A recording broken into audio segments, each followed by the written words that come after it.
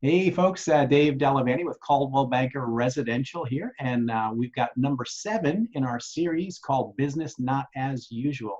And the reason why it's not as usual, for obvious reasons, we have this COVID virus, this pandemic, this quarantine issue going on, and we're trying to interview local businesses, CEOs, nonprofits, even clergy, just to see kind of how things have progressed through this process here. So today's guest, I have Gresham Harkless with me. Hey, Gresham, how you doing?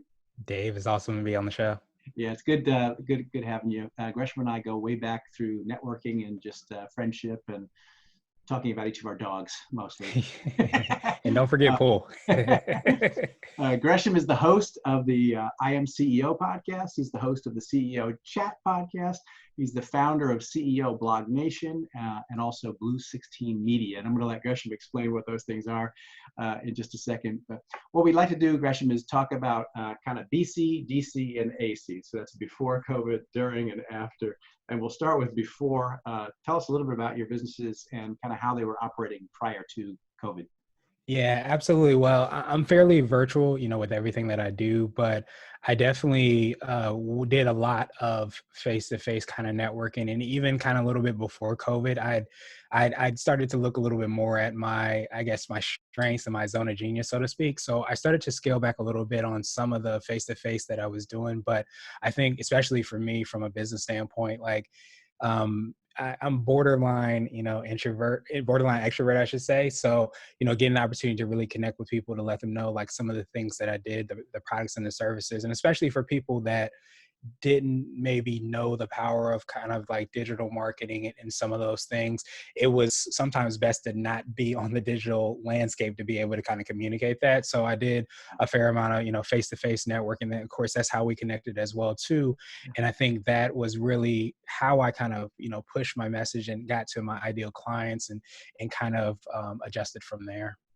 That's it. I never thought about that. Since they're coming to you for digital expertise, they don't have digital expertise, so they wouldn't know how to meet you digitally. Yeah, absolutely. Meeting them in person would make sense. Okay, that's pretty cool. So now that we're quarantined, we're on, I don't know what, we're day 40 something or whatever it is. How have things changed, or in your method of operation?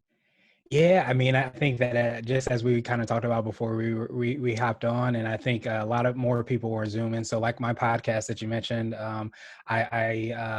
I do it on Zoom on a regular basis, and I do the recordings. And my biggest thing that I'm kind of trying to stay ahead of the game, I guess, on is having backups, because you never know like how the amount of technology, the amount of people using the technology will affect it. And as a matter of fact, as of this recording, like earlier today, my scheduling link that I use actually went down because I think the entire site went down. So it's been in the back of my head, and something that I've been trying to do, during this time, to really, even though I am fairly, virtual, I understand now there's probably even more people using all these different tools and converting and changing. So it's been in my mind to really figure out like what backup plans or backup ways I can do it, kind of planning for worst case scenario if we're not already kind of in that aspect. But just if this didn't work as I wanted it to work, what would I do after that? And just kind of planning for those different scenarios, just in case, as technology sometimes does break and things happen, I won't be completely unexpectedly caught off guard. Yeah, good point. Yeah, I think we were joking before. I wish I'd owned stock in Zoom if I knew how many people would be Zooming. Exactly.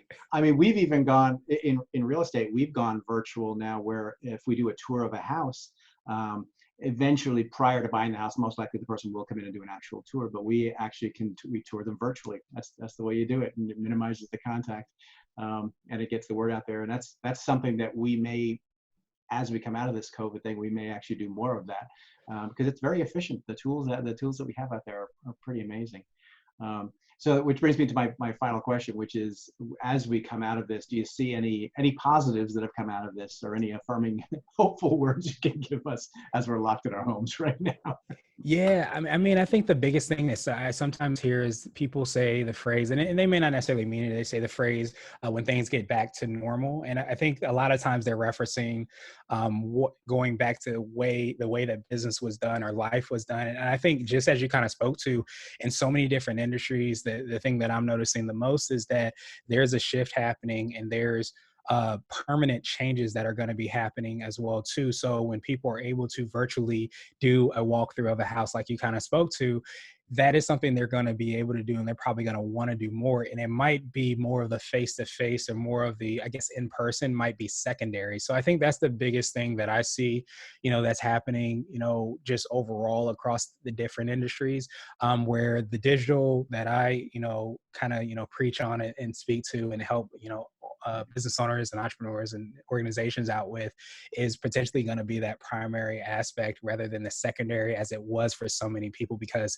now you've been forced to do it, and those habits are starting to be imprinted for 30, 60, however long this will be, and those habits probably won't necessarily go away. So I wouldn't say things would, go back to normal. It's just going to be like a new normal, I think, would probably be a more accurate way to say it. Yeah, I totally agree.